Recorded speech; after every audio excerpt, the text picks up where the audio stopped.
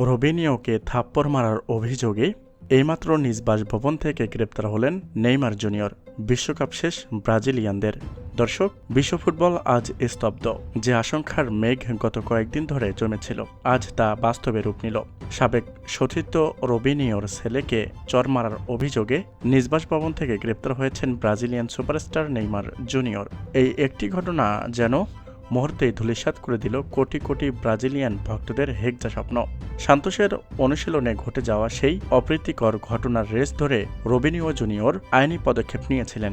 আজ সকালে পুলিশের এক বিশেষ দল নেইমারের বাসভবনে হানা দেয় এবং তাকে হেফাজতে নেয়। হাতকড়া পরা অবস্থায় নেইমারের সেই দৃশ্য যেন ফুটবল ইতিহাসের এক কালো অধ্যায়ে হয়ে রইল।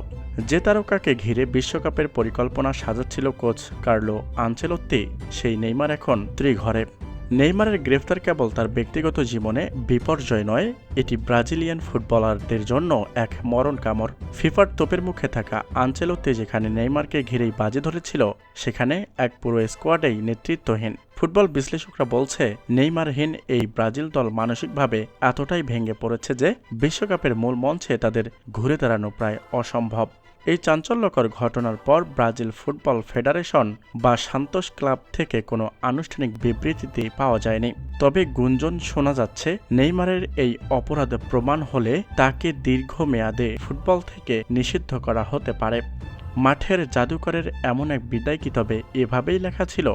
নেইমারের এই পতন কি ব্রাজিলের বিশ্বকাপ জয়ের স্বপ্ন শেষ প্রাকটি ঠুকে দিল? ভক্তদের মনে এখন একটাই প্রশ্ন, ব্রাজিল কি পারবে এই বিশাল ধাক্কা সামলে উঠতে, নাকি 2026 বিশ্বকাপ শুরুর আগেই শেষ হয়ে গেল সেলেসাওদের দর্পণ? ফুটবলের এমন শোকাহতবহ পূর্বের পরবর্তী আপডেটের জন্য আমাদের চ্যানেলের সাথেই থাকুন। ধন্যবাদ।